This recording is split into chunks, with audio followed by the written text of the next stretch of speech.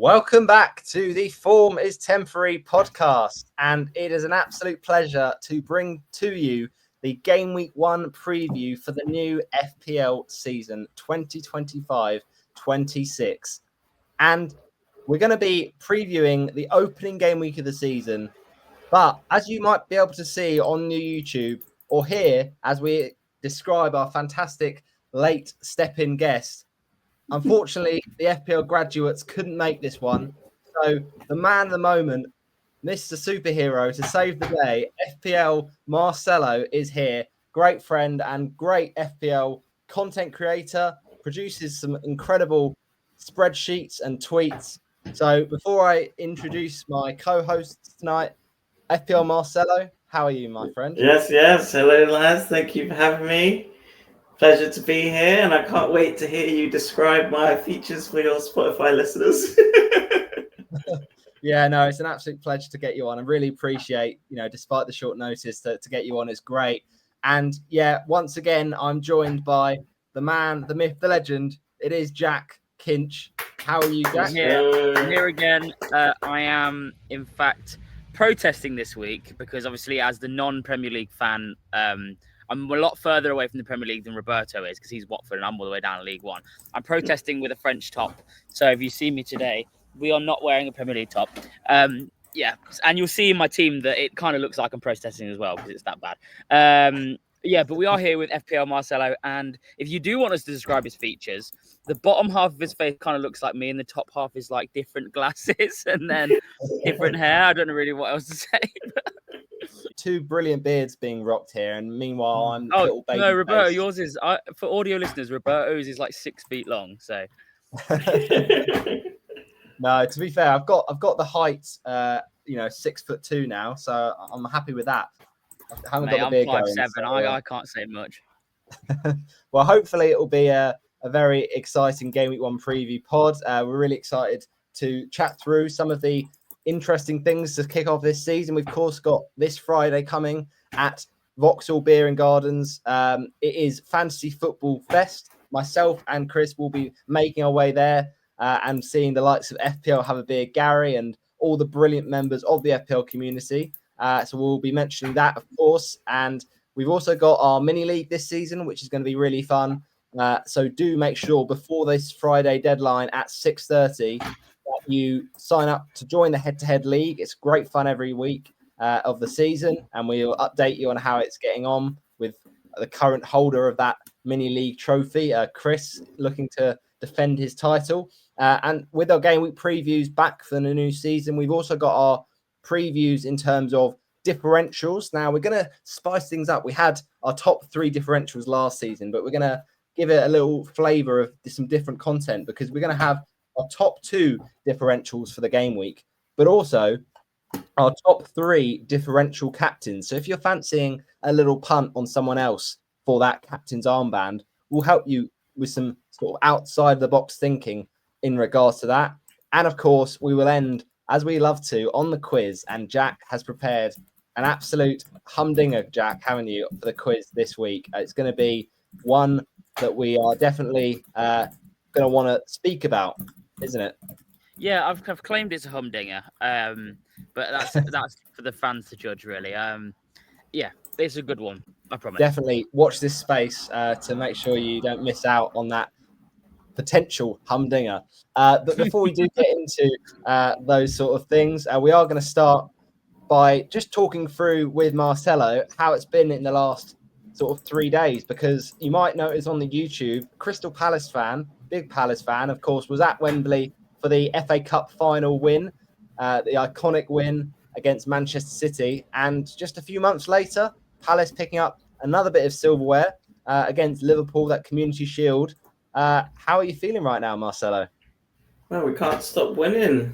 Yeah, trophies are just coming in like London buses. We wait so many years and we get 2 at once. Happy days. I mean, honestly, like being at Wembley, it was just so surreal, and it was just like we never win. But I don't know, watching the game, even on 60 minutes, like, we started attacking again, and I just shouted out, "Come on, lads, we can fucking win this. We can win this game."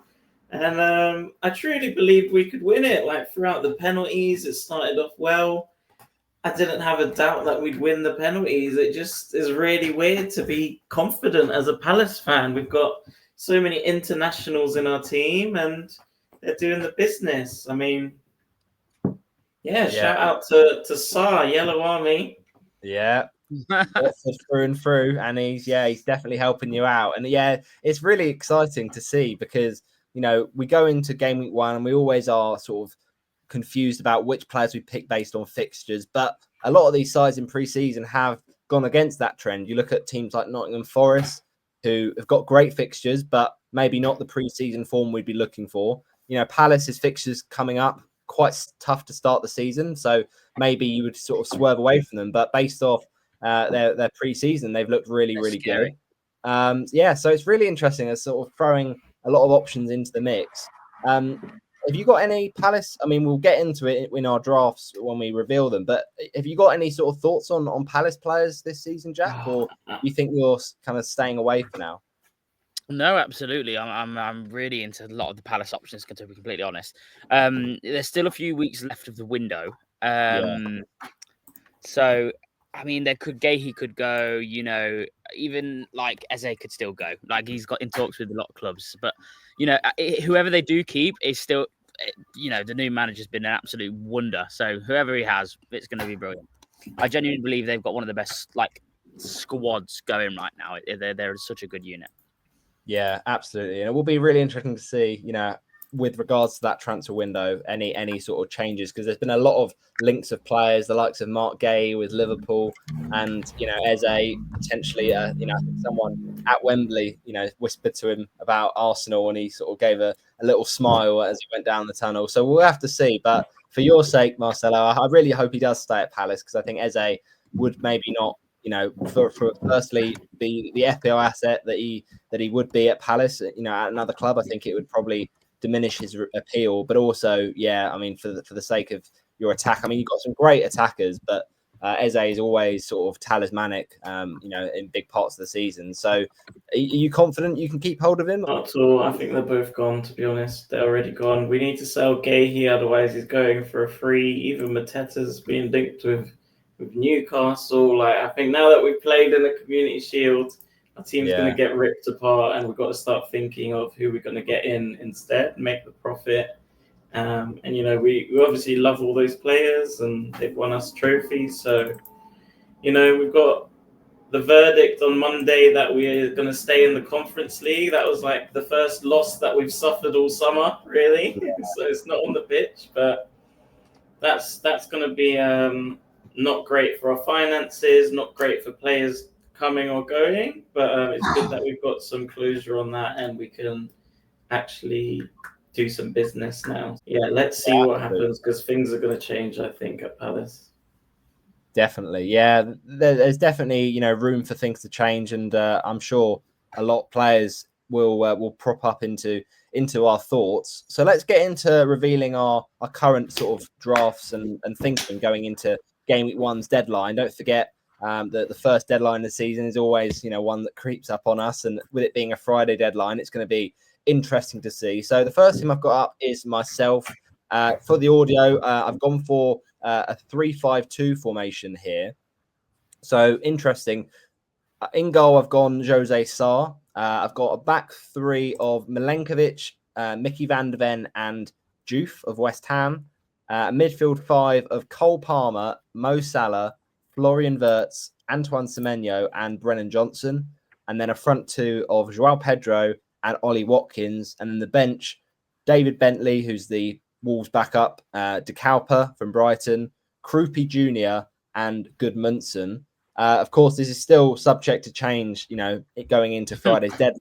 But, always have to give that caveat. But what's your sort of initial thoughts on that draft at the moment, Marcello? Do you think, so that's all money used, nothing in the bank, a 3-5-2? Do you like that sort of formation?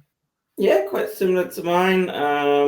A few bits I would probably change. Jose Sarr in goal. How much is he? 4.5?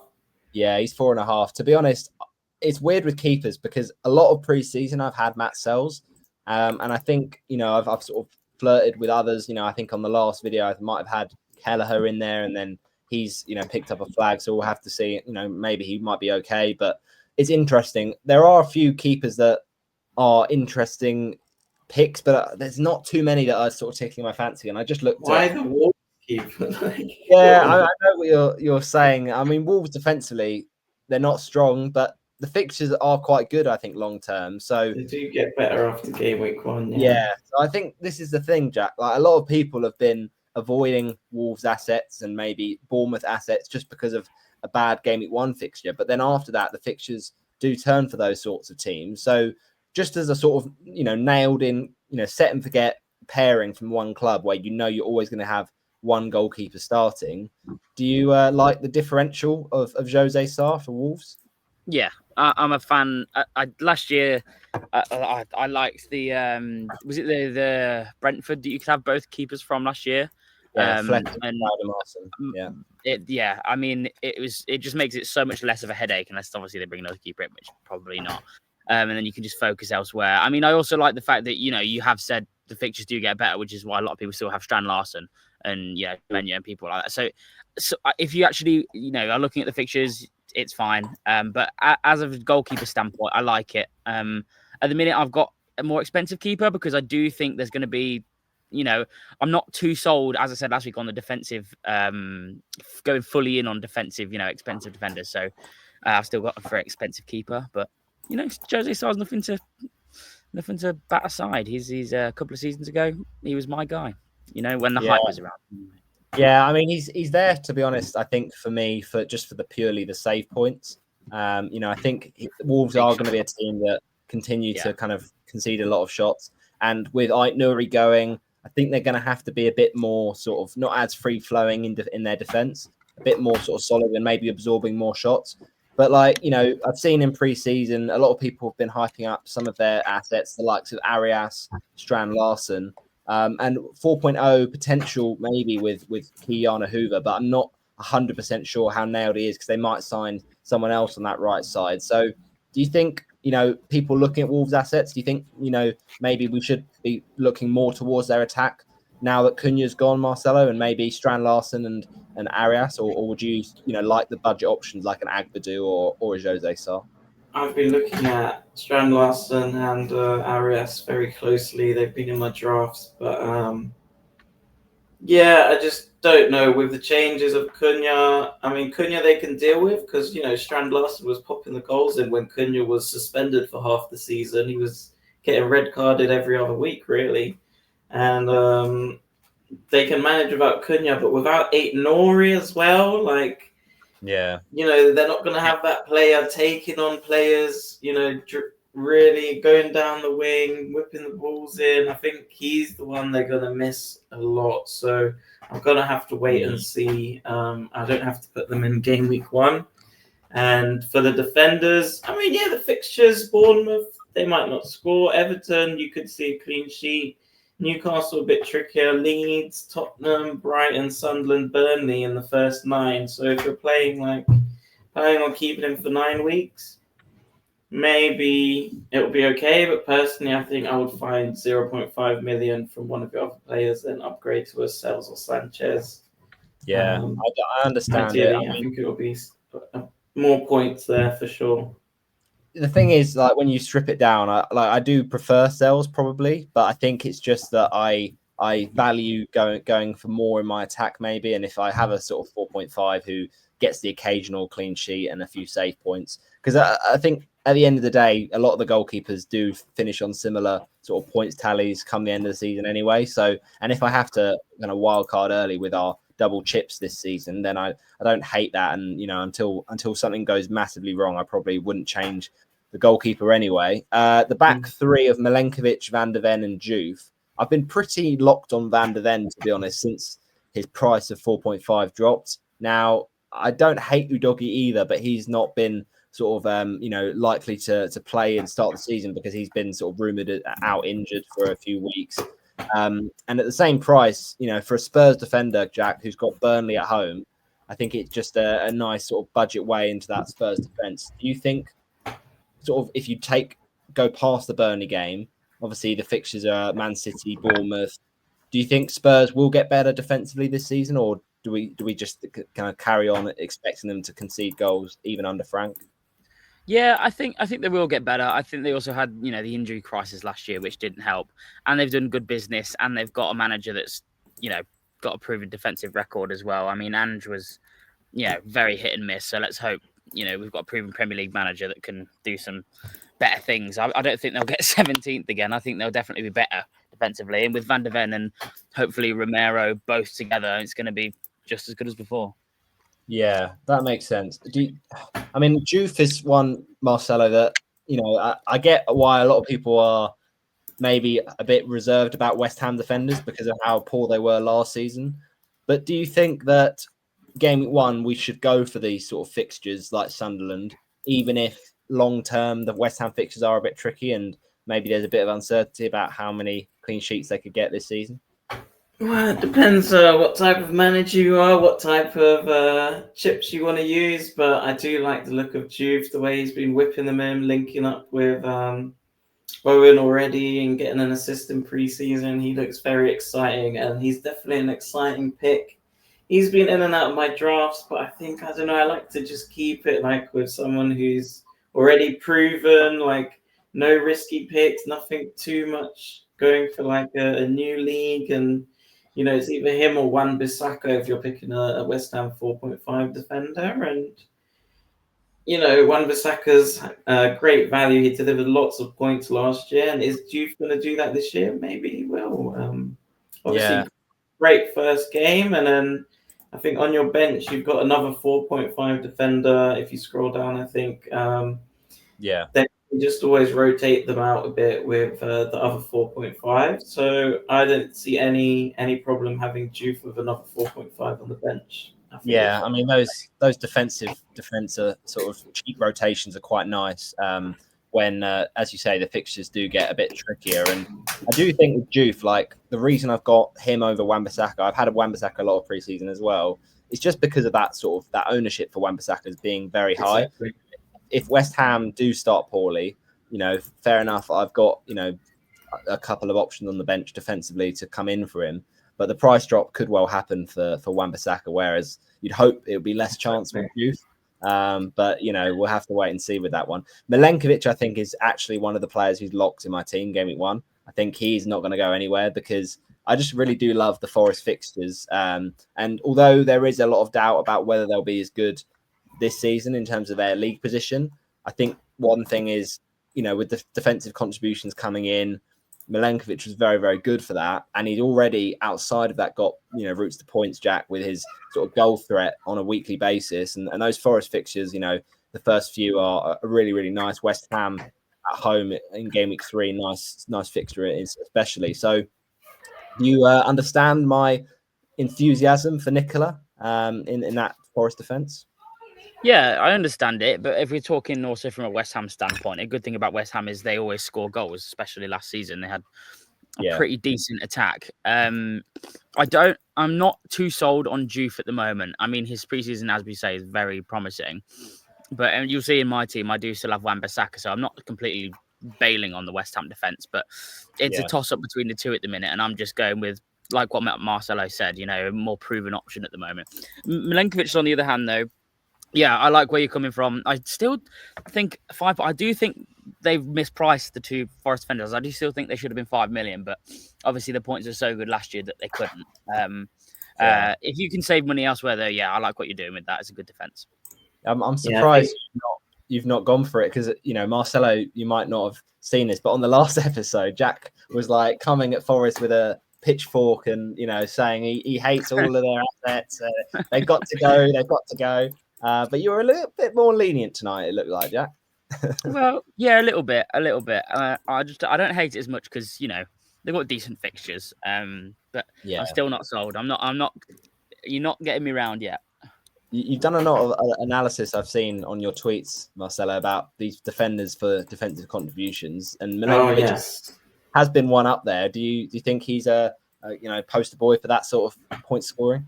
Oh yeah, they could not have priced him at 5.0, otherwise he'd have been broken. He had very good points last year, and then with the additional CBIT, he would have got 445 points last year. 26 CBIT points would take him to 171.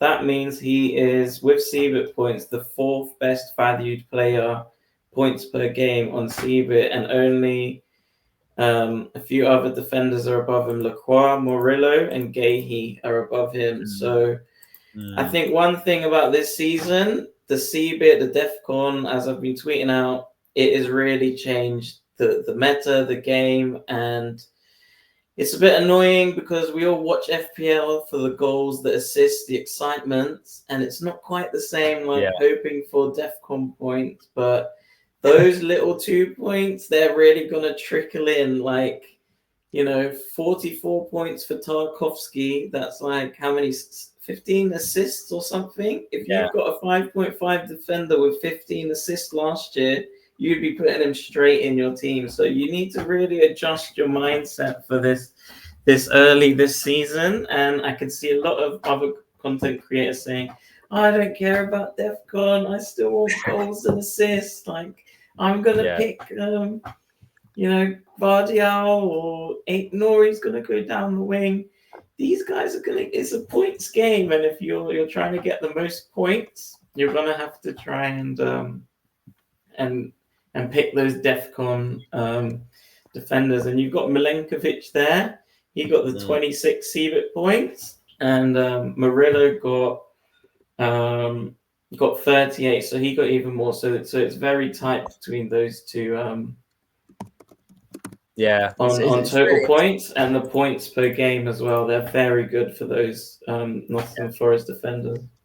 Yeah, and that pre-season hopefully is a good indication of how solid Forest could be again this brilliant. season. What more could you want for Forest defenders to have 5 0-0s in a row or something? Yeah, it's been quite the defensive pre-season.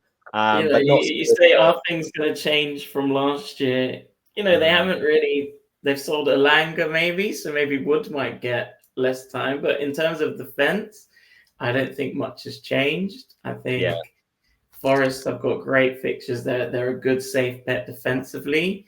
You can double up. I've seen people triple up on Forest defenders even. Wow. That's very interesting.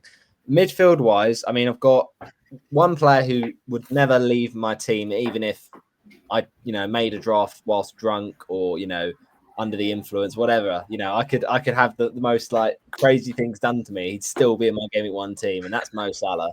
I think the people that are over, egging that Carabao, that Community Shield penalty miss, and the performance. I know from a sort of aesthetics point of view, it didn't look great, but I mean, this is just it's going to give me more motivation though to own him Game Week 1 because he's now crept down to the 3rd highest owned player, and for me that just makes me want him even more and captain him even more. He's just, it always happens though. It was last year or the year before where it was like, oh, Darwin Núñez is better than Haaland now because he scored in the Carabao Cup. Like, it means absolutely nothing. I mean, apart from for Palace, it means everything.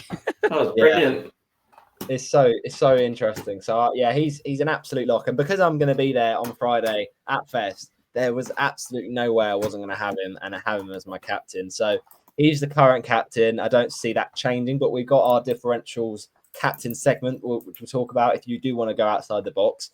The rest of them, Wirtz for me has been in and out, shaking all about. He's been there at a lot of points in the preseason, and I do feel like it would just be a bit foolish of me to go without him, just because despite Liverpool's tough start to the season fixtures wise, he is just so sort of ready-made to be involved. And yes, he might not be, on the end of everything. He might be taking up more creative sort of roles in the team.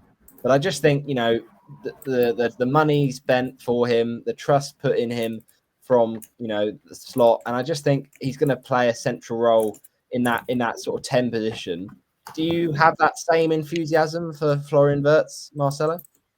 Like I said, I like to see players do it first. So he hasn't done anything in the Premier League yet, and I'm sure I'm excited to watch him, and I think he's got potential. But just show it to me first, and then I'll put him in. I'm not here to take risks. There's a lot of players we can pick. Yeah, How did you think he did at the Community Shield? Were you I, blown away? I wasn't blown away, but I saw little, signs of, good shoots of Yeah, potential. I definitely. mean, he got the assist for the Ekatike goal. Yeah, it was He looked brilliant. quite sort of, it was well taken, of course, by Ekatike, but he looked quite sort of alive in that build up and quite involved at times. The thing I do worry about him though, Jack, with Florian Wirtz is the Bundesliga tax. It's not looking, outside of Erling Haaland, maybe Aubameyang, maybe Son. A lot of players have struggled. Yeah, you say that, and then you give me 3 examples, where it has worked. Yeah, I mean, so it's a outside of gamble, those, really. It's a gamble, but he was good at international level as well. Yeah. Has done it in the Euros, and I think, we can't lie and say we've watched every minute of him at Leverkusen, can we? But I mean, it's just fun. It's an 8.5 million player that we've not seen before, and I'm going for the same thing just because it's making my mouth water. So I'm doing it. It's something about him. I mean, I saw that picture of him and Salah in the new Liverpool shirt, and I was just like, it just looks, the two of them as a little duo just looks. Sometimes you don't have to analyze it with Excel spreadsheets. Sorry, Marcello. Sometimes it's a feeling. Yeah, it's a feeling. I agree. But if his fixtures were there, I'd say go for it. But I think I can afford to just wait. He also plays for the league winners as well, so fixtures don't mean as much. Not true. So the midfield outside of that, Semenyo, I've got this weird thing. I don't know what it is. It's more of a psychological thing where I'm like, I want to go all in on that Liverpool game, so I've got enough assets to cheer on Friday. So I wanted to have at least one Bournemouth player. I think Chris mentioned this a few episodes ago, and I agree with him. I think a lot of preseason I had Van Dijk as my 6.0 defender. The more and more I've thought about it, I don't like a lot of the 6.0 defenders because Cucurella for a Chelsea defence that I still don't trust really, and Colwill's injury doesn't help. I'm not too keen on him. Then you got Gvardiol, who plays in a City defence that I just don't trust for clean sheets, and he's going to probably get less attacking sort of chances, without Nuri being there, and I'm not so sure about his minutes. Kirkez, the fixtures aren't really great. And so then I'm kind of left with, with Arsenal's tough fixtures, not looking at any of the 6.0s. So I think outside of, if I take out Van Dijk after, sort of a worrying performance against Palace, I think a Bournemouth attacker, I think Liverpool might well concede on Friday. And, Bournemouth haven't been incredible in pre-season, but Semenyo is just a consistent points monster that is always going to play. He's always going to be a threat. And I think that game could have goals in it. Do you agree with that, Marcello? Do you think there could be 100%, goals? Yeah. I mean, the Liverpool defense doesn't fill me with confidence either. Like, there's 50% of them are strangers to each other. They haven't played with each other. They don't know each other. And that's what I was told before the Palace game. And I was like, well, maybe we'll stand a chance. And what happens? You've got Adam Wharton playing the ball through to Sarr, who slots in. You've got Mateta through on one-on-ones. You get Sarr taken down for a penalty. Do we think Palace might have won the some sort of cup recently? but the thing is, Liverpool haven't been like Forest keeping clean sheets in pre-season. They're all new to each other. They've got new defenders who've never played for each other. You don't know who's going to start. Yeah, pick a Bournemouth player because as soon as that game week deadline goes on Friday, for game week 2 to 6, Bournemouth will be top of the FDR chart with Forest, with the easiest fixtures in the whole league, and everyone's going to start looking at Bournemouth. So I've also had my eye on Semenyo. It just saves a transfer, doesn't it, down the line? And I think he's the sort of player, Semenyo, who can score against Liverpool. And then to wrap up the midfield, I've got Palmer. I just think you need him for those Chelsea fixtures, despite his poor end to last season. He's my vice captain at the moment.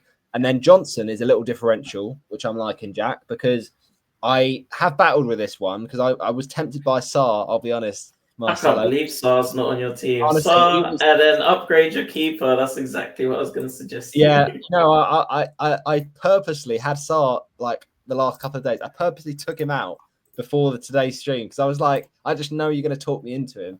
And I'm very tempted. I'm very tempted by him, but I just think I can't miss out on that Spurs Burnley fixture from an attacking point of view. And I'm not confident in Solanke, in terms of his minutes because of his lack of preseason. I had Kudus for a lot of preseason, and that will sting if he's the one who gets more than Johnson. But Johnson's a bit lower owned, and I think with the versatility of Johnson, like in preseason, he's played on the left at times, and I think that sort of opportunity for him to get more minutes. Maybe Kudus will get those minutes because of Madison's injury, but I'm just not so sure in Kudus just yet. It's like you were saying with new players. I think my risk is Wirtz, but I don't want to take another attacking midfielder risk with a new signing, and so I've got Johnson at the moment, but it could well become someone else at 7 million, or as I said, go down to Sarr at 6.5, and then the front two. I've had it all summer, to be honest, Marcello. Pedro and Watkins. I don't really see myself changing that. Do you think that the hype around João Pedro is justified because he's just scoring so many goals? I know people will say Delap's there in the minutes, but I don't really care about that. I just think he'll get returns regardless of how many minutes he's on the pitch for. Yeah, I mean, it's a shame we won't have penalties this year, so that will go down from last year, João Pedro. But with every preseason game, he's just banging them in, and it's just like, pick me, pick me, pick me. And what he's overtaken Salah on the selected overall selection now, which is insane. It's very exciting. Hope he doesn't get injured, but he's found his way into my team as well. He was highest for a lot of preseason. For a lot of preseason, he was the highest owned in the game, and then just recently, he had, as you said, Palmer's sort of got higher, and he's now the highest. So that there are a lot of Chelsea players on people's minds, but the fixtures are there. You just leave them in for 13 weeks, and well, I don't know about that because there is a potential wild card window, but we'll have to see. As you said, definitely one to watch. Now, I suppose the only concern of this draft, Jack, is potentially the bench. But because I'm not going to be bench boosting game week 1 or 2, do you think it's okay having just those three? Because I think they will all get minutes. I think Goodmanson will start for Leeds. I know that De Kuyper will, and Krupi Jr. might well start even game week 1 with Evan Nilsson's not got great match fitness in the moment. You think that's okay to have a bench that sort of week? I mean, I think it's fine. You've got a very strong starting 11, so that's what you're always substituting that for. I mean, I've gone with a very different approach for mine. I've got 3. So I love just subbing in and out just when I feel like it because, I've got that scatty brain. That's what I'm like. But if you're going to stick for now, that's absolutely fine. I think you've got a nice set and forget team and you can make transfers when you need to. So it's not too much of an issue, especially if all 3 of them are going to play. Yeah, absolutely. So that's the team at the here moment. We go. Now we got Jack's team. I'll be interested to see what Marcello thinks about this. So for the audio, it's Henderson in goal, a back 3 of Van de Ven, Virgil, and Wan-Bissaka. Then a midfield of Salah, Wirtz, Mohamed Kudus, Iliman Ndiaye, and Martinelli, which is a very interesting one. Then a front 2 of Fulkrug and then Jared Bowen. So going strong with the hammers there up top. Oh, yeah. And then Dubravka, Watkins, Reece James, and Mark Gay. So this has to be, surely, Jack, a bench boost game week 1 team, right? What do you think? Well, with Watkins on the bench, it has to be, right? No, absolutely not. He's playing Newcastle. I think Newcastle are going to keep a clean sheet. If I'm being completely honest with you, I don't think he's going to score against Newcastle. And I do think there is better game weeks where I can use this, where they've all got better fixtures as well. Especially when all my Liverpool players, might have like a Sunderland or something like that. I don't know, but that's genuinely not what I've been looking at. I just wanted a rotational team, so I've been looking at who's better for like rotating fixtures 2 and 3 and whatever. So. In goal with Henderson, he's just a sexist option. Is in the fact that I really like his attitude. You'll come to learn something about me, Marcello. I think I might be the opposite of you when it comes to FPL choosing. Doffing the cap. I love the doffing of the cap. That was great against Liverpool with the penalty save. It's brilliant. I think I do really like Henderson. His charisma's there, and I think his confidence is always there, which is always a good sign. And Palace are flying, so that's why I've got 2 of their defenders. I was also tempted by Sarr, I'm tempted to try and fit him in instead of either Marcello or Njai, but I'm really on the brink. This is probably going to change a couple more times again before the end of the week. This is so different to last week's one, and I do think I'm going to stick with both of my West Ham forwards now, just because they've both been absolutely smashing it in preseason, and Bowen's record last year was crazy, so I'm going to stick with that. What do you guys think about having Martinelli? I'll be honest. That was the first player when I saw your draft that I was like, oh, I don't know about that. What's your thoughts on Martinelli, Marcello? So he's 7 mil. I mean, you've got Semenya in there, Roberto, with nicer fixtures, and I think Arsenal just have the opposite, the complete hardest fixtures. So if you think Martinelli can do the business against the harder teams, then yeah, go for it. Are they going to replace him? Even will they get Eze if they can afford him? Probably not. But Well, yeah, it's just hard fixtures. But he does seem to always pop up, doesn't he, when Arsenal play? Well, he went through a big dry patch last season, did he? But it does look like he's the starter at the moment. He's played the most minutes on that side, and the issue is, they've also got Trossard that can play there as well. Madueke they brought in. Yeah, but Marcelli still does look like the starter, and he has been getting some contributions in preseason, and I'm sticking with it for now. So we'll see how it goes. And Man United, I really think I need at least one Arsenal asset against them, because they could come out looking like Sunderland or Liverpool in the first game. Man United. Yeah. They're very Jekyll and Hyde, and yeah, it's tricky with that Arsenal game, because fixtures wise for Arsenal it is tricky, because after game week 2 it is Leeds, so you're thinking, oh, that's nice, but then after that it gets really tough. So yeah, I think there's a lot of 7 million midfielders I probably prefer over Martinelli, but I think the one that really interests me is Nicholas Fulkrug, just because there is competition there with Callum Wilson having been brought in. Do you think that West Ham's sort of attacking threat outside of Bowen, Marcello, maybe the fixtures do get a bit tougher, don't they? Do you think you'd be sort of less confident on returns, or do you think it could still kind of? I had these front three as well at one point. Watkins, Bowen, Fulkrug. I thought about it. You get off to a nice game week 1 start, Sunderland. And then what I think about after is what will I do with those players after? And the thing I like about Fulkrug is, he's actually a good, cheap defender. Like what you've got Beto 5.5, and then you've got Strand Larsen 6.5. Otherwise, you're just going to pick Mark Gui or Krupi Jr., who, let's be honest, 1 point a maximum, 0 point. Whereas Fulkrug, he will bag a goal. So he is the cheapest forward who's got a good first fixture.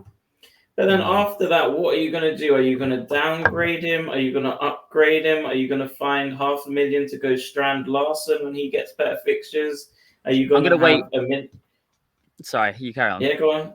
Yeah, so that's what I would ask you. Is what is your plan? I'm gonna wait for him to become this season's Chris Wood, or I'm gonna just bench him for Watkins.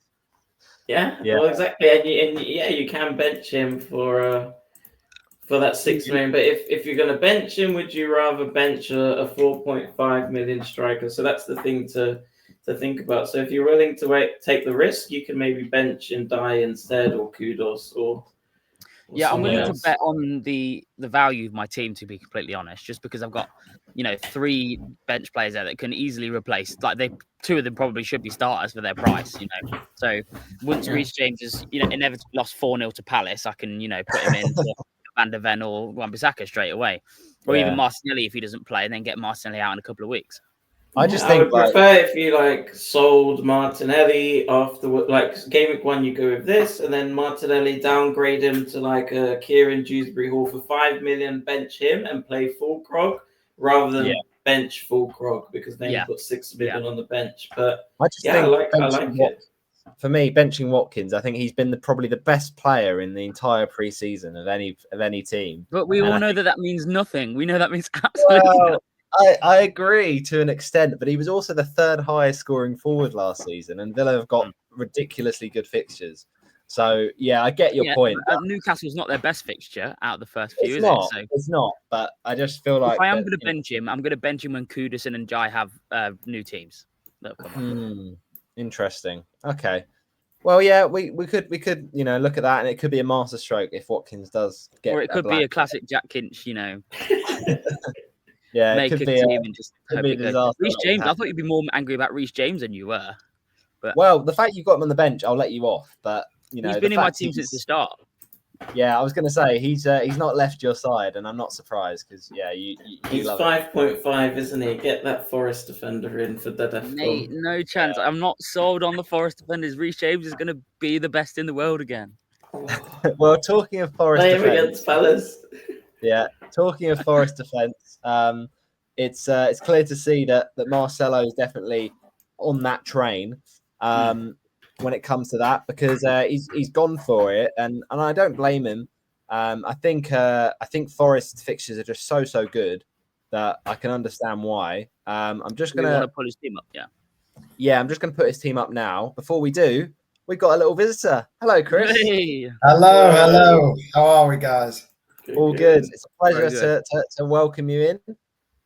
Yeah, thanks for having me. Sorry about my lateness again. That's right. By the way, I've just enjoyed listening to that chat. That Watkins on the bench is the most quintessentially Jack FPL move of all time. Like, well, we always say this, don't we? We always say that we should, play it your way, and I love it. Jack always plays it his way. Who was the first person to put Chris Wood in their differentials last year? That's true. This is true. These sort of maverick moves, you don't get ahead of the curve unless you take a risk sometimes. So yeah, but you're also a fucking bleeding idiot. Well, we're going to get into talking about Marcello's team up next, and he certainly has gone strong on the Nottingham Forest defence. So for the audio, it's Sells in goal, a back three of Cucurella, Murillo, and Tarkowski, Palmer, Salah, Pape Sarr from Tottenham, which is interesting. Tielemans, Watkins, João Pedro, Solanke. So 3 up front.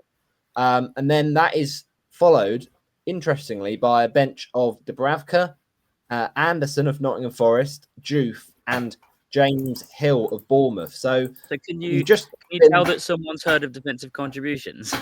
Yeah, I was going to say you've just been a big sort of explainer of how important you think they are going to be this season. We'll throw Chris right into the deep end, though. What's your thoughts on this one, Chris? Yeah, I do like it. I have to say, Pape Sarr is a very interesting pick, but he has been playing quite an advanced role, hasn't he? 5 million. Season. So, yeah, I can see the logic behind that. The fixtures are there. They are, to be fair. Spurs have got, some of the best runs of fixtures. Yeah, the strike force looks really strong as well. I mean, Solanke, obviously, there's a question mark over his fitness going into game week 1, but if he is fit, he's a great pick. And yeah, I really like it. I mean, the double up with the Nottingham Forest defenders, they probably have the strongest fixtures in the opening 6, but I don't know. Yeah. It's hard to think whether like a double up of any defense is justifiable at this stage. Like even with Arsenal players, like they're maybe the only defense that I'd maybe consider. I know their fixtures aren't great, but I feel like they've got that trust in the bank that that they're quite consistent. Forest obviously did so well last season defensively, and they have quite settled back 4. In fairness, not really much change since last season. So I think Murillo is definitely the best pick in the defensive. Yeah, talk to me, Marcello, about Tielemans, because I know a few people have been looking at him. Are you hoping that Villa give him the penalty duty this season? Yeah, I mean, even if he doesn't, 6 million, the fixtures are there. Villa are going to be scoring loads of goals. Watkins will score some. Rodgers, if his ankle heals, will score some. Tielemans will score some. Obviously not against Newcastle, Jack. Jack's shaking his head. Yeah, there's been talk of Marlon. They've signed that new player. Asensio is rumored to be coming back. I just think, I want more Villa. Their fixtures are so good. And they're one of the best teams in the league. Yeah, well, I like it because it's a sort of solid way to get minutes into that Villa team, because we just don't know with players like Marlon, as you said. They've just signed as well someone else to sort of give options in their attack. So I think it is good to have someone you can be fairly sure about when it comes to that. the other thing that's interesting on with regards to Marcello's draft here, Chris, is the bench options, quite strong. And a lot of the time we've talked about, do you go with a weak squad in game week 1? There's good options if Marcello needs them, of Anderson and Juve here. Do you think that's nice because having those defenders, the sort of the defensive contribution monsters in Tarkowski and Murillo, but then also Juve and Hill, who, as we know at the moment, is looking like he's going to be playing minutes for Bournemouth? Yeah, exactly. I was going to say absolutely. There's a lot of rotation options there, and Hill does come into your thinking for the maybe first 2 or 3 game weeks now. Zabani's left. I have heard they're looking for a replacement, so it might be a short-lived kind of experiment with him. But even still, he offers a nice kind of 5th option to rotate, because Bournemouth's fixtures aren't bad after Liverpool, really. They're not terrible. And yeah, like you say, Anderson, Diouf offer good routes to kind of bring him in as well. So yeah, I really like it. It's really well balanced, and a couple of kind of more out there differentials in Sarr and Tielemans, but I can see the logic behind both of them as well. This is your opportunity, Jack. Whilst Marcello's just popped off, this is your chance. If you really want to, rip into Marcello's team, you won't face the consequences, at least in directly rip into his team, if I'm honest. The only thing I just can't ever get past the fact that people only have like one player from the top 3 teams finishing the league last year. No Arsenal, no Man City, and 1 Liverpool player. Do you know what I mean? Like, it's great being strategic with all these players that are going to play minutes for West Ham and are going to play some minutes for like Forest, but you've got 1 Liverpool, Arsenal, or Man City player, and I'm like, I've got 2 players from the world champions, though, Jack.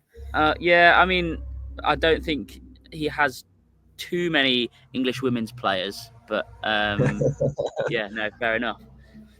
Yeah, no, definitely a fair point. Obviously, I'd have Haaland if I could. Who else do we like from Man City?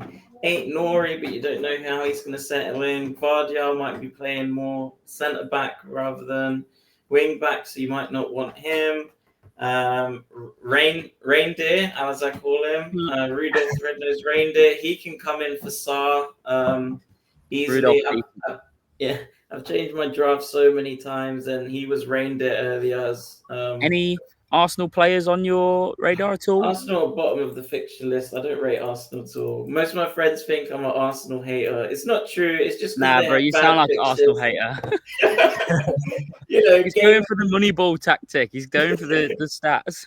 Game week 8, in, and then maybe 9, 10 for Burnley, Sunderland. You can look at Watkins going to Gyökeres if he's, again, he's a new striker. I want to see how he does. Yeah.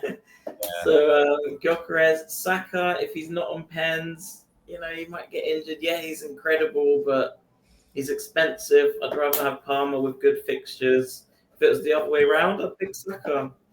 Gabriel, Saliba. Yeah, I'd have double them if they had Forest's fixtures. So the defense is good though, man.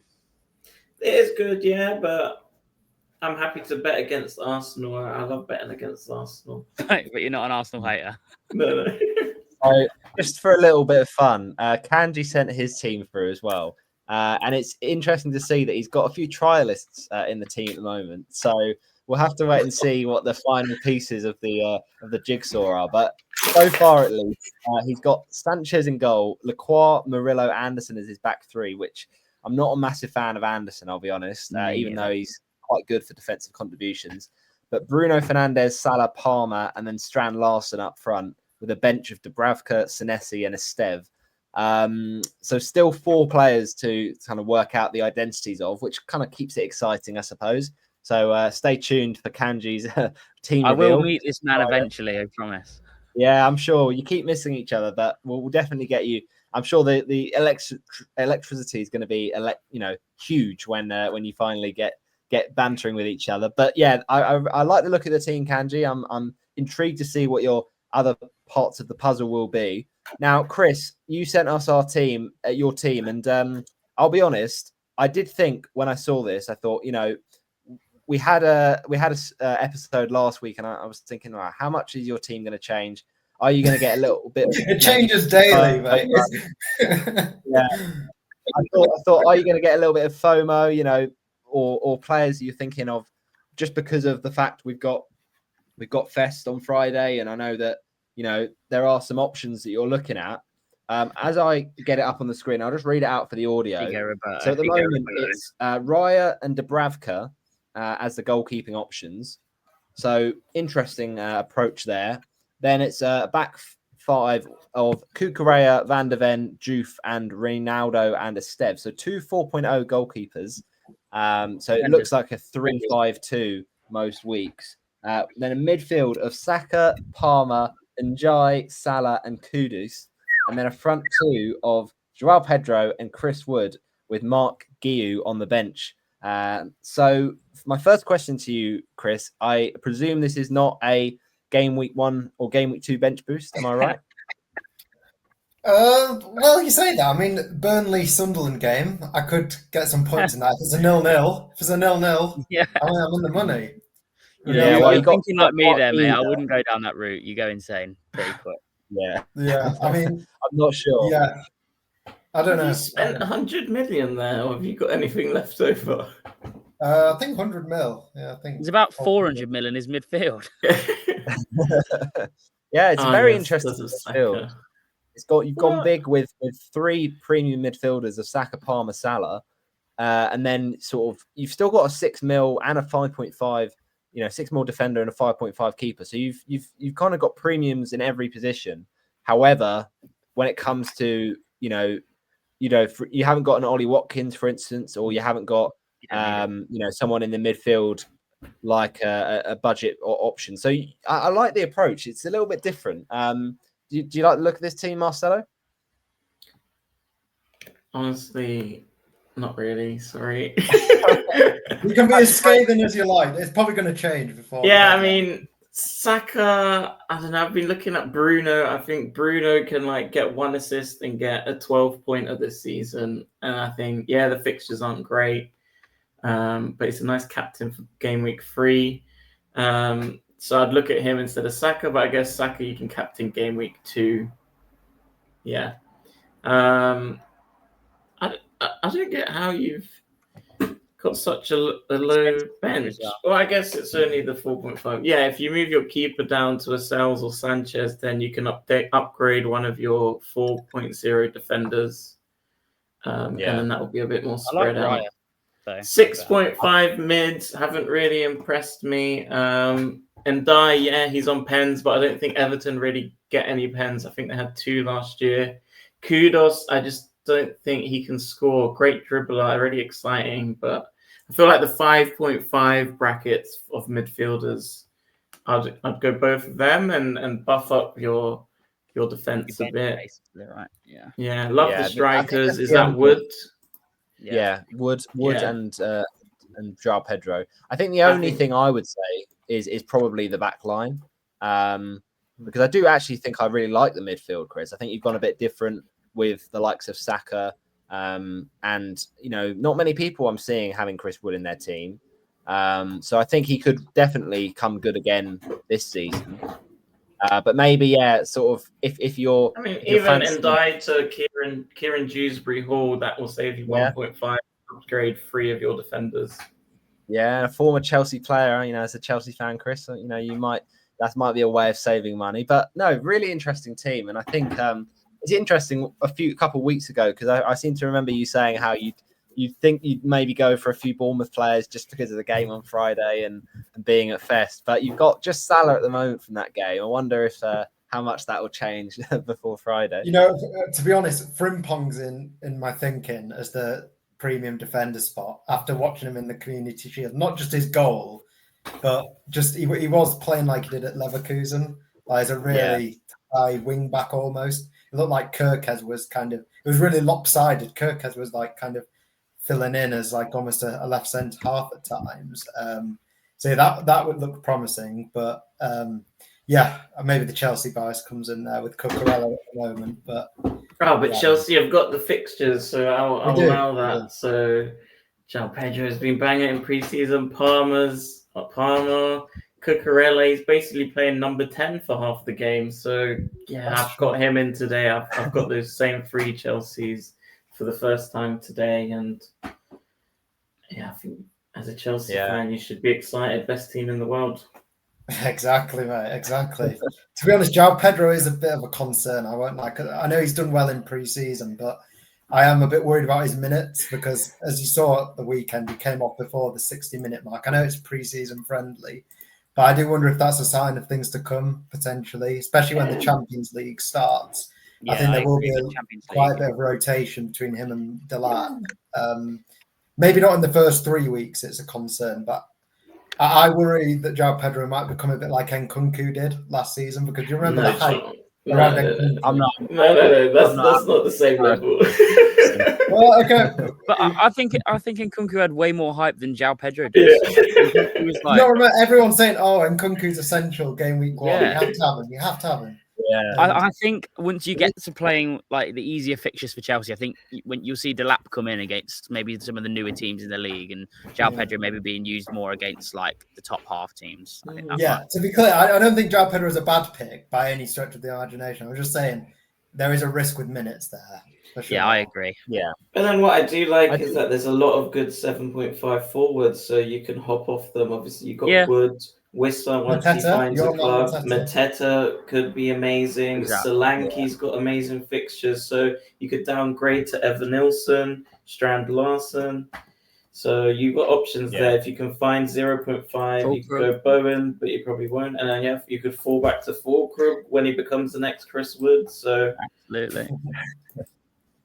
Definitely great options.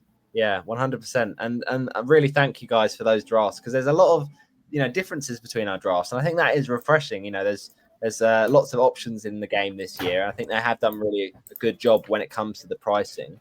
So we are going to now sort of look at Game Week 1, sort of in particular, with a bit of talk around some differentials. So we're going to start up our differential segment for this season. Just a thing, Roberto. Sorry, I've got to leave it like half past. By the way, just so you know, I did warn everyone. No worries, mate. Yeah. No, it's all good. All right. In that case, Jack, could we have your differential, your two differentials under 10%? Yeah, of course. One, please. Yeah, I just wanted to. I mean, definitely still talk about Game Week 1. I just wanted to make sure you get everything you wanted in. Yeah. All good. Just as a bit of ex-producer in. Yeah, so for my Game Week 1 differentials and differential captains, do you want both or do you just want my diffs? Differentials maybe to start. So my two diffs, first is Mitoma, big points last year, like more than people think. And I think against, he's got Fulham first. I don't know what Brighton's fixtures are like, to be completely honest, but a lot of people are overlooking him. I've not even heard anyone speak about him yet, and he was such an essential player to Brighton last year. Yeah. And I then mean, my second... Do you think you he'll get the minutes, though? Do you think he'll get the minutes for sure? Yeah. They're a bit of a headache with regards to that, aren't they? Yeah, I think the same concern was with last year, right? Especially when they were playing like Welbeck and João Pedro in strange positions as well. But he still got, I think it was the second most points in Brighton's squad. Was it last year? I don't know who it was, but I was looking this up and then I wrote like facts down, but I've not backed it up with screenshots. And then my other one is actually possibly Martin Odegaard. He's only 3.3% owned. And that's me still hopping on the Arsenal hype train. I can see Marcello dying inside as I say it. But I was going to choose Martinelli, but I thought we'd already spoken about him by now. So for the same reasons, I'm going to go with Martin Odegaard. And just don't overlook the Arsenal assets, I promise. I like those picks. I think Brighton could well do well again this season, and I think their minutes are a bit of a headache, but the Fulham game is good. I think the fixtures after that, Everton, Man City, not brilliant, but they couldn't. There might not be the end of the world. And then Odegaard did have a really poor season last year, but I think he could be back maybe for some better points in the new season. In terms of your differentials, then Marcello, what are you thinking ahead of Game Week 1? I love Tielemans, as we've already discussed. Other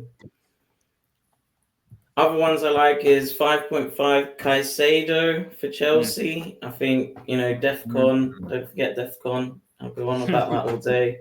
But I think he comes up right at the top for 5.5 is amazing. Yeah, and then Collins as a 5.0 defender for Brentford. I think, he comes up very, very high for DEFCON. If you think Brentford can not completely fall apart after selling their strikers, the defence stays similar to last year. They've got a new manager who don't know how he's going to play, but if you think he's going to be a bit more defensive, Collins will do numbers if they can get any clean sheets. Yeah, we discussed Collins in the last episode, didn't we, Chris? Collins. And with him getting the captaincy, and Keith Andrews, former Watford player, I'm going to be biased towards him, of course. But I expect Brentford to still be fairly solid defensively. And yeah, he does pop up with a few goals, Collins. So yeah, I quite like that as a differential shout for that Forest game. Okay, thanks for those, Marcello. And then finally, Chris, what are you thinking of? Sorry, Jack, what are you thinking of? Differentials? Is it me? Oh. I can't remember. Yeah, it's you, Chris. It's Chris. Are we doing three or two or three diffs, Roberto? Just two differentials for the game week 1. Oh, okay. Yeah. Ooh. I've got 3 here, but I'll boil it down to 2. I think Fulkrug, as you guys were speaking about earlier, I think he's a great option against Sunderland. Only 3% owned. I think Jack is going to town with the West Ham forwards. Yeah, Jack's going to be world number 1 in the world after game week 1. I'm telling you, with that front line. But yeah, I think Fulkrug would be the one for me. And then it's between. I really like Brennan Johnson. I can't believe he's only 4% owned. I think he had a really good season last year. He was really productive. And yeah, 7 mil. I think, to be honest, I'm looking at ways that I could upgrade to Johnson from Kudus. Obviously, there's ways of doing that in my team. So yeah, and then the other one, as I think Marcello mentioned earlier, was Kinnan Dewsbury Hall, which is a bit rogue, but he is on set pieces, a lot of them now for Everton, and you know how strong they usually are from them. Yeah. So hoping against a newly promoted team, maybe they can take advantage. But I think probably the 2 I'd go Fulkrug and Johnson. I think. I like it. Everton really have got quite a few signings, don't they? They've got Grealish now, they've got Barry. They're really trying to do something different. So not break FFP. Start gelling together. Huh? Try not to break FFP at the same time. Yeah. I think there are some really exciting players, especially at Everton. It's a shame that Reinders has creeped just above the 10% because I would have considered going for him. But I think my 2 differentials for game week 1, I've got one of them being someone who's actually in my team, and it is Juve of West Ham. I do think, that Sunderland fixture, even if they don't keep a clean sheet, I think Juve is going to get an attacking return. El Hadji Malik Juve just looks so attacking in pre-season. And yeah, I think he, with that ownership of 5.7%, I think it's worth a punt to just hope. You know what? Is he a better pick than Wan-Bissaka? No, I don't know. It's probably not. He's probably not. He's proven in the Premier League, Wan-Bissaka, but it's just the ownership, Chris, to be honest. I just want to take it on. You know what, really? I think it really shows how small the FPL community actually is compared to the people that actually play the game, because I have not seen a team in the past 5 months that hasn't had Juve in, but he's actually still a differential. Yeah. That's the thing. We're in an FPL, especially Marcello, will know this. We're in an FPL Twitter bubble, but it's really still a small proportion of the overall game. Yeah. So I've got with him. Sorry, carry on. That's all right. I've gone with him, and then my other one. This might be really, really risky because he might have a less sort of attacking role in his team this season. But I've got Dominic Szoboszlai as my other differential. Because I think, especially because of game week 1, I expect Gravenberch to not be fit and available for that game. So I think he will play, quite far forward. I still expect Wirtz to play in the 10 against Bournemouth. But I think Szoboszlai, will definitely be in that sort of 6 or maybe even an 8 role and push forward at times. And I just think the way the Bournemouth's defence has just been absolutely obliterated with Zabani going to PSG and, Kirkes and all these players leaving their defence. Petrovic is a good goalie, don't get me wrong, but I just expect Liverpool to score a few on Friday night. So I think Szoboszlai will be the one for me, alongside Juve. So those are our differentials. Really exciting picks there, and we'll do a running total of how they get on across the season. Yeah. But now we're going to do something a bit different on the pod. I've got differential captains. So when we say differential captains, these players, guys, have to be players that aren't considered premium assets. So basically, if you're looking at defenders or midfielders or strikers, they can't be, if you're a defender, 6 million, price. They can't be for a midfielder 10 million and above. And for a forward, they can't be 10 million and above. So we're really sort of narrowing the pool down of potential captaincy. So I feel this should have been specified before. Yes. No, throw in a grenade. I thought, see how you cope with it. Marcello, what's your differential captains you got for us, game week 1? Okay, well, I love my DEFCONs. This player has a game week 1 fixture against the promoted side. He comes up at number 5 on my predicted points spreadsheet model. Can you guess who it is? It's 5.5. It's a defender. It's got to be, surely. Not a 6, thankfully. Pedro Porro? The Porro, king, yeah. the player with the most DEFCON points in a team that loves keeping clean sheet. 44 DEFCONs last year. Tarkovsky. Yeah. He's halfway to getting his clean sheet points already with the DEFCON. If they keep it clean, that'll be 6. If he does a clearance off the line, he'll get 9 BPS, which will be well on his way to a 3-point bonus. He's going to be flying. So, Captain James. I can't believe we are at a point in FPL where predicting clearances off the line. The game has gone. I can't believe we're captaining James Tarkovsky. I think Marcello, I think you're a criminal. I'm going to be there with my phone on FPL game week, counting up, watching all those DEFCON CBIT points go up and cheering them all like a goal. Who needs goals and assists? I'll be cheering on every single clearance block, interception, and tackle. If Tarkovsky can haul big on Monday night, then everyone will come back to this pod and say, yeah, Marcello, we doubted you, but who's laughing now? So fair play. Yeah, have you got any other? Yeah, have you got any other differential captains for us? No, that's it. I'm one and done. That's You're going for it. Tarkovsky. All right, Jack. What about you? My differential captains. I had 3. Do you want me to say all of them? Just go for one, maybe. I'm gonna say. I really don't know. Well, I originally had Gakpo versus Bournemouth. Right. What made you change your mind? I don't. I have 3, so I'm trying to choose between the 3. I wasn't going to go boring and go Bowen. He was my initial thought, but I'm not going to do him. My other 2 were either Gakpo versus Bournemouth or Esteval versus Palace, but that is so risky that he might not even play. But I'm going to go with, Gakpo versus Bournemouth is going to be my differential captain. You know what? I do like Cody Gakpo. I think he is one that a lot of people are just paying the extra for verts, and I am very tempted to downgrade that to Cody. But I just worry about maybe with if Isak does sign, will Ekitike, get moved out to the left maybe, and maybe less minutes for Gakpo. I'm not sure, but I think the fixture is definitely there, and he was such a good differential last season, Cody Gakpo. So yeah, really exciting one. If you want to start with a way to take on, if you haven't got Salah in your draft, a way to take on that Salah pick game week captaincy. And what about you, Chris? As your little differential? Not for the first time.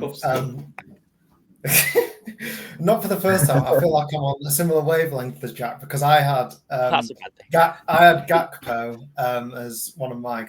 I think he's obviously with all their new signings and everything. He's kind of the I don't know what the unshiny toy, I guess, in some ways. He's been there, he's done it. He's got the t-shirt. He's been productive in FPL before, and I think that, like you said, Roberto, in the coming weeks, maybe his position's more in threat. But for game week 1 against a Bournemouth side that's been decimated, defensively. I think he's a great option. I've seen people's teams. I don't think this is an option, but people like saying, "Oh, Gakpo can cover Salah and things like that."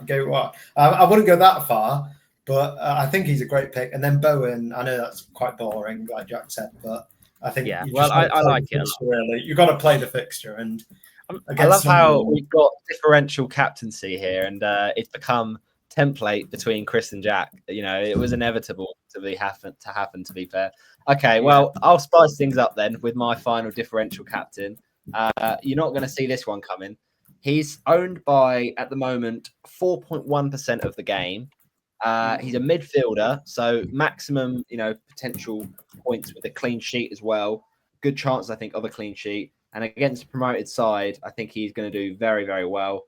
Just 7 million, so not a premium asset. It's someone in my team, Brennan Johnson. I think if you want to go all in on that Spurs game, I don't think we can go confident enough on Solanke because of his lack of minutes. But if you want to captain Brennan, I don't hate it. Honestly, I think you could definitely get good points in that game. So those are our differential captains. We'll see how that goes if we run that across the season.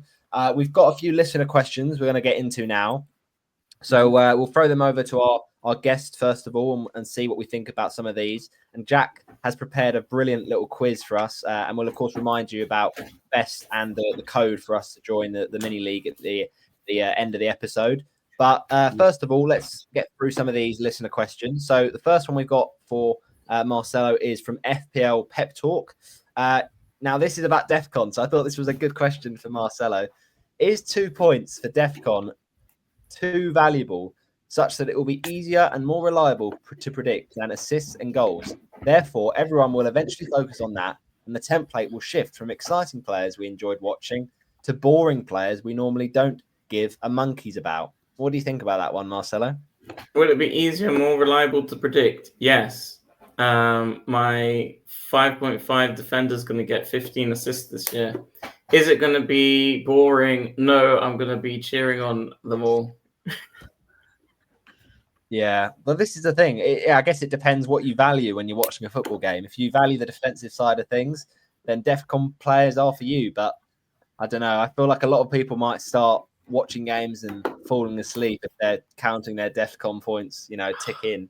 But, were you guys not counting your save points last year? If I've got 3 screens on and one of them is defensive contributions, one of them is the game, and the other one's a spreadsheet looking at how many points they're going to get if they get 2 more clearances, I think I'm going to gouge my eyes out. Well, it's it depends what you're into, Jack. It's whatever floats your boat, and it seems that some people. I really appreciate it. Though. I like having a different viewpoint on the podcast. I appreciate it. Honestly, I think it's so refreshing to see all these different viewpoints. And it's I think I do. It sparks a debate, and I do get your point, Marcelo. I think some of those will be into it, and I think it will make the template a little bit less likely to develop potentially if we do get some other options to consider. Okay, we got the next listener question coming up right now, and I'll throw this one over to Chris first of all. And this one comes from good friend Blue Dan Guy. Has asked Yusuf, Chris, he's gone with, why are managers picking Murillo over Milenkovic? Now, you had a soft spot for Milenkovic last season. I've got him in my current GW1 draft. What do you think is the reason? Outside of the obvious, Chris, of DEFCON, a lot of people are looking at Murillo. Do you think it's still a strange decision to pick him over a Milenkovic? To me, the only distinguishing feature between them is the DEFCON points, really. I think it's a very close call between them. Milenkovic obviously offers more threat from set pieces and kind of more routes to attack and returns, but Murillo's probably the safer pick when you think about the general kind of work he does in a game with clearances and interceptions and things like that. But I think the more exciting pick for me is Milenkovic. Maybe the bar from last season as well. He was such a great asset. But yeah, I think it's a close call, but I'd edge for Milenkovic, I think. But I can see why people go for Murillo. I don't think he's a bad pick either. But just safe for the DEFCON points, isn't he? Yeah. Last couple of questions, and I know that Jack's got a dash soon, so we'll get onto the quiz, Jack, very, very soon. This one for Marcello from No FPL. in your opinion, I mean, you might be a bit biased here with the Palace influence, but who do you think is the better defender for FPL out of Munoz, Cucurella, Ait-Nouri, and Van Dijk? Because no FPL thinks there's only one of them room in his team for this season. Munoz, Cucurella, Ait-Nouri, and Van Dijk. Well, they're not all the same price, so that's one thing. Munoz is just an incredible beast. Will get everything. Fixtures aren't great for game week 1. Cucurella fixtures are great, a bit more expensive. Ait-Nouri, not sure how he'll settle in, but very exciting for a good team, but not good fixtures. And Virgil, getting old, isn't he? So out of those, I'll pick the one that crept into my team over Munoz today is Cucurella. Yeah, I think I agree with that. I think the fixtures purely, Cucurella does make sense, doesn't it, Jack? And his positions. Yeah, I'd probably pick an attacking midfielder over a centre-back. Yeah. Cucurella does get very far forward. And then finally, we got a draft to look at here from Rahul. He's got Verbruggen, Romero, Porro, Cucurella, Milenkovic, Salah, Wirtz, Fernandez, Gakpo, Minter as a little differential, and then Watkins up front with a bench of Dubravka, Thiago, Konza, and Mark Guiu. It's a very interesting little team, quite an interesting back four there. I've seen a few back fives even on Twitter. He's not got any Man City players in there, so he's wondering, do we have some differential picks in there? But what do you think of that team there, Chris? Because there's some nice picks in there, isn't there, in terms of defenders that might get some routes to AFCON points with the likes of Milenkovic, Romero as well. Do you like the look of that? Yeah, I think there's good points and maybe some points to improve, to put it gently. I think, as we spoke about, Gakpo, I think, is a great pick, to be honest. But having 3 Liverpool midfielders is pretty bold. I mean, it's a good fixture first up Bournemouth, but after that they've got Newcastle, don't they? And then it's not the best, it's not the most favourable run of fixtures. Yeah, Arsenal as well. Yeah. So he just thinks, one of them's going to score. Yeah, exactly. Yeah. You think, he'd get some points from somewhere, but I think he's got to bench Watkins here, and he's got to play Mark Guiu, and Jack, then Jack has an agenda against Watkins. Yeah. When Watkins scores a hat-trick in after the Newcastle game, I think we'll all be tagging him for sure on Twitter to see his reaction. Some great listener questions there. Thanks for those. We are going to, before we wrap up the pod and do some sort of admin stuff, jump into the quiz now whilst we got Jack. So, Jack, you prepared a little quiz for us, so take it away, my friend. Yes, so today's quiz is going to be 5 questions, and I've done it in 3 different segments. So we've got 3 regular questions, we have the return of the Who Am I, and we also have a new segment, which is 2 truths, 1 lie, and you guys have got to figure out which of the football/FPL stories is false. I think it's a nice little new thing that I've gone with. So I will take answers from all of you, and what I'm going to do is I'm going to give you all points, and whoever's got the most by the end. So you'll get 1 for each. You won't get the Who Am I. There's 3 different clues, so you'll get 3 points for getting on the first one, 2 for the second, and 1 if you get it on the last clue. But I think everyone will get it on the last clue. So we'll start off with the 3 regular questions, and we've got buzzers, I'm just going to do it off you all give an answer, so you're all going to get points if you get it right. First one, nice and easy. In the 23-24 season of FPL, so this is 2 years ago. This wasn't last year. Is that 2 years ago? Yeah, this is 2 years ago. I forget what year we're in. Who was the highest scoring player? This is an easy one. I'll go with Roberto. You first. I should go first because I didn't know this one. Oh, you go. Well, you know what? We'll do Marcello, Roberto, then Chris. Sorry, Chris. You came into the. That's fine with me. That's fine with me. So Marcello. I feel like it's either Salah or Haaland. I'm going to go with Haaland. Okay, Roberto. I'm pretty sure I know this. I think it's Cole Palmer. Chris? I wasn't playing that year. 23-24. So this is 2023, 2 years ago. I'll say Palmer as well. The answer is Erling Haaland. So Marcello Oh. actually does get it Really? wrong. Palmer was the highest. I think he Oh. outscored Salah, but because he was such a cheap player, that's why everyone was so shocked. So that's actually 1-0 to Marcello. Yeah. I want everyone to actually remember how many points it got because there's 3 of you here, and I'm a bit stupid. So number 2, there was a chip introduced in 2015-16, and it was scrapped after 1 year. Can you all give me the name of that chip? Right. Roberto definitely Jack, knows this. So Marcello, we'll give you that first. No. Do you know the name of the chip that was introduced in 2015-16? And it's not DEF CON, Jack, I'll give sorry. you that. I've got to interject here. I was curious about that question, so I did a little quick Google search, and Erling Haaland in 23-24 finished on 217, and Cole Palmer was on 244 points, number 1. My thing here says no. 255 Oh, for Haaland. no. I don't know where you got that from. I'll be Wait, honest. wait, No, I wait. think you've got to hand in your resignation letter now, Jack. I think. Wait, Hand the quiz duties back over to Roberto, please. no, I've never been wrong before. That's not true. Go on the actual FPL app. You on the actual FPL app? No, I'm on an article from Fantasy Football Community. No, I'm not Top taking 10 it. No, it doesn't count. Go on the FPL app. Go on the FPL app and then go on history on Haaland's player. Maybe it's a dodgy website. You might get away with this, Jack, but I feel like I remember it being Cole Palmer, and that's why I said it. Maybe I'm just getting things mixed up. You know what? Continue, and we can come back to this at the end. If Marcello, have you managed to Google it by now? No, 2015. I probably was playing that year as well. Do you remember any names of random chips they added? And just throw one out there. If you can't remember, it's fine. We'll rattle on. Anyone gonna add in? You can pass if you want. You're Yeah. first. So, yeah. What was the Berto, question again? What was it again? The question? 2015-16. There was a chip.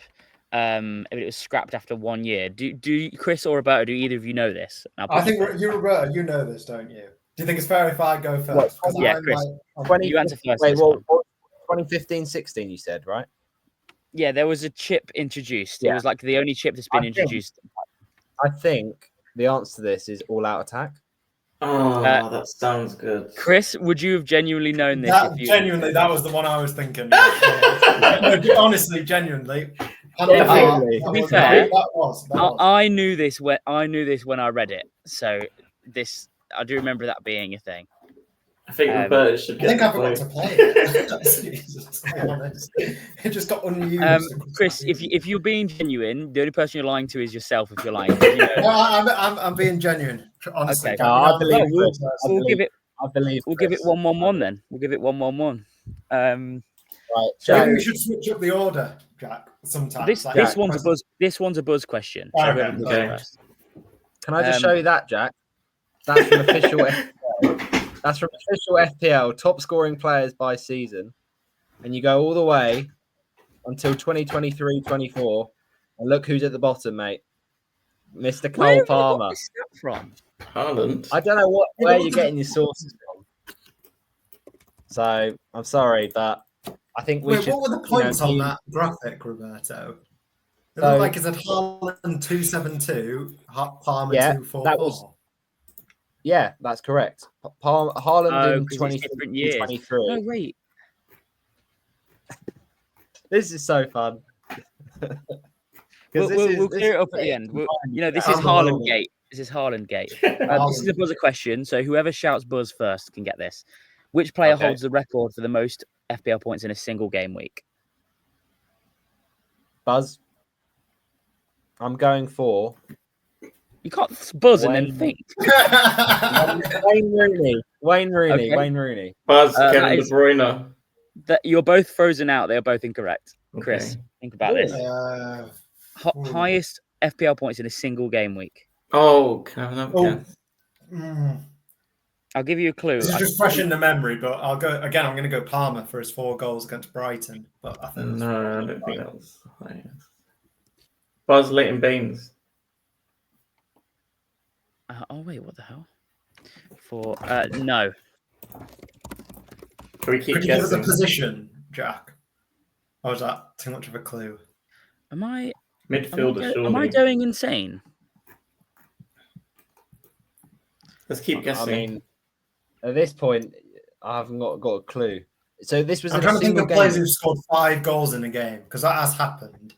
I'll give you a Really? clue. It wasn't just goals; it was assists as well. Right. Okay, that's helpful. And he plays in red. Salah. Most Yeah. Was Salah? How did we not guess that? What I game do- was it, Jack? Oh, it's I probably a double game week. I think it was a double game week against Watford. Yes. No, that was a single game week. That was a single game week. I'm pretty sure. Well, it was definitely against Watford, but back in like 2017 or something. Anyway, move on to the Who Am I? I can't wait to find out if I'm wrong for that first one. By the way, Jack, are you tallying these up? Do we actually know who's winning at the moment? Chris 1-1-1. Chris has got 2 because he guessed Salah. Oh, yeah. Yes. So the Who Am I have played alongside. This is for 3 points. So if you don't know this one, that's fine. Is this a I buzzer? played with Wilfred Zaha, Lewis Dunk, and Aaron Moy. This is just 3 Buzz. Yeah? Glenn Murray. Yeah. Wow. Palace and Brighton. Oh my God! You just guessed it off of that. That's crazy. Yeah. Fair play. We should have known Jack to go for like a big lanky number 9 striker. Every time it's a my question, it's always that. Jack. You know what I actually did? Do you know what I did for Murray. that?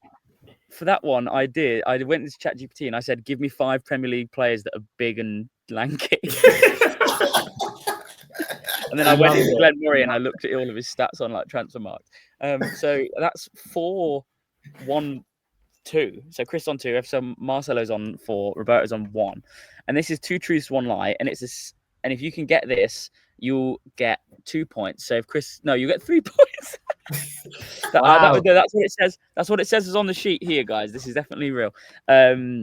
So I'm gonna tell you 3 stories, and you're gonna guess which one's fair. You're all gonna have a different guess, so it's not a buzzer. Okay. A player once missed a match because he injured himself whilst playing Mario Kart. An FPL manager, this is Premier League, by the way. An FPL manager once topped the world rankings in game week 1 with 142 points and then didn't touch his team again. And a former Premier League striker once missed training because a seagull stole his sandwich 5 minutes before. Missed training for a sandwich. So are we trying to work out which one is not true? Yeah, so you've got a Mario Kart injury, you've got FPL manager not touching their team after being top of the world, and then you've got seagull sandwich. Those are all pretty unlikely.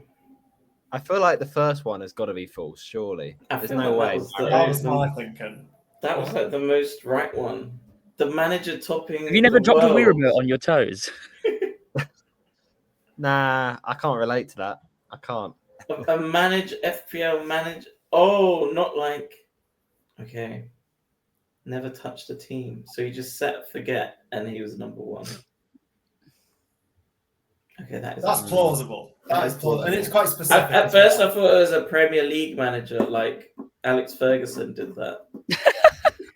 No, that's not. Okay, I think. Okay. I'm gonna push Marcello for an answer first because you seem pretty certain on this. Okay, and number 3, they missed training because A seagull stole their sandwich. ate a sandwich. So what? Did you have to go back to Subway and get another one? No, I'm gonna go with the sandwich. You going for the sandwiches fake? Yes. Okay, Roberto. I was thinking Mario Kart first, but now I'm gonna go for the sandwich. Okay, and Chris. I'm sticking to my guns. It's Mario Kart injury, I think. Okay, so I can reveal that the FPL manager is true. They just managed to be top of the world for the game week 1 and then just left it, basically. Which I thought if I did the wording correctly in that, you'd realise that it's actually pretty plausible because being top for 1 week's not. I mean, I've never been top, let's put it that way. But after this week, when Watkins is on the bench, I can reveal that the former Premier League striker missing a training because of a seagull stole his sandwich is surely true. So the Mario Kart is false. You missed training. So that does mean my fraudulent quiz. Chris does win this week. And you know what? Who was the player who missed it? Was it like Jorginho Rutter or something at Brighton. Probably. I just got it off of 3 different articles. So, Very nice. but I hope you Well, guys enjoyed the quiz. A reliable really source, good. I hope, John. Roberto, even if the points thing was wrong, Chris would have still won because of my fraudulent rules. So, you know what? Yeah, if we have to rig it, it's calm. I'm okay with corruption. It's all good. It's no worries. Yeah. This is FIFA. So, right. It's the only way I was going to win, let's be honest. So. Well, I'm going to have to love you and leave you guys after the quiz like a phantom in the No night. worries, I'm going to go play That was paddle. really good. Thank you. Have a great game you won, Jack. Try not to bench Watkins. I won't. I'm sure I'll speak to you guys before then. Enjoy FPL Fest, and I'm going to go win paddle as well. I'll see you guys later. Good luck. See you later. Well, that was quite the quiz. You know, he always delivers when it comes to delivering the unexpected. So fair play to him. So that is the quiz, and we've got a couple more things to dust off before we go. So of course, before this Game Week 1 deadline, make sure you do join the mini league. The code for the head-to-head league, which will be a great, an entertaining thing going into this season. Unfortunately, because of the fact that the game sort of hasn't loaded yet, we don't know everyone in the league yet. I don't think we can look at the fixtures, Chris, for the head-to-head yet. So we'll have to just wait and see what they are when it comes to the head-to-head. But yeah, make sure we don't miss out on the fun. So join with the code WE1RLM. And of course, this Friday, Chris, Fantasy Football Fest is going to be a great occasion with the likes of Julian Laurent going to be there. We've got Jermaine Genus and Jermaine Pennant with their live podcast Wildcards that will be interesting to see, and some great guests going there as always. You know, from the FPL community. So, you know, if you do go into your FPL, make sure to head down to Vauxhall Beer and Gardens because yeah, it's a great occasion every single season, and yeah, it's going to be great to wish. And enter the new season with some great members of the community. Are you looking forward to it, Chris? Yeah, absolutely. Yeah, my first time. So I've heard some great things from Roberto about, yeah, as you said, the sense of community there. And sounds like a lot of fun kind of working on your teams up to the deadline. And then after all that, having the relief of getting to watch a match together. So yeah, no, I'm really looking forward to it. It should be a really good day. Absolutely. And yeah, I'll be looking to see you, Marcello. And if I do see, a Palace player in your draft on that day, and you give me some sort of spiel about how they are going to just revolutionize the game this season and they're going to be one to watch, you may well, if I'm a few siders in, you may well convince me. So yeah, I'll be warned that I need to kind of be wary when it comes to that. But no, it's going to be great, and I hope you're looking forward to it as well, mate. Yeah, you might as well already put Sar in because yeah, it wouldn't take any siders for a bird to put Sar in. This is true. This is true. It doesn't take me much convincing. But yeah, game week 1 is going to be really interesting. I think when it comes to the fixtures, there are a lot of games there that I think could be high scoring, especially that sort of Sunderland game. I think West Ham will go for it. They'll want to start strong with a favourable fixture on paper, and of course, first fixture back for Sunderland in the Premier League since 2017. So it's a big occasion for them. I also think Leeds-Everton might have goals in it because Everton, they've looked quite good in pre-season, I think, at times. And, they've made some big signings and Leeds will play quite open, I believe. The one where I think there could be a bit more low scoring is potentially Brentford against Nottingham Forest, just because, both Brentford and Forest, they're looking okay this season, but there's a lot of change in a lot of their teams. And with Forest having Europa League football as well, that's going to factor into, their squad being a bit more rotated and, the likes of Igor Jesus coming in for Chris Wood at times. So I don't think they're going to score maybe as many goals as last season, but we'll have to wait and see. I'm really fascinated by a lot of the games, and I think it could be a really memorable game at 1. So that is the Game 1 pod, covered off. Is there anything else, Chris, you wanted to mention before we go? Not particularly, no. Just thank you, everyone, for your continued support with the pod, and hopefully we can take it to new heights this year. Obviously, we've got Kanji on board, who sadly isn't with us today, but yeah, as another co-host, I'm sure he'll offer some great insight over the years. So yeah, should be good. Like Definitely. And subscribe, 5 stars on the Spotify. If you've made it this far, yeah, on you guys. We really appreciate it. Yeah, those on watching us on the YouTube back, we really do appreciate it. I hope it's been a fun and informative episode for you ahead of Game Week 1's deadline. And yeah, if you do follow us on the Spotify and on Apple Podcasts and on YouTube at Former Temporary Podcast. And of course, we are going to be putting throughout the season tweets, asking for your questions for the Game Week preview episode. So we've got a really exciting Game Week 2 preview coming up with the man, the myth, the legend, that is FPL Fran. So make sure you stay tuned for that. Really going to be a great one. But until then, have a great Game Week 1, everyone.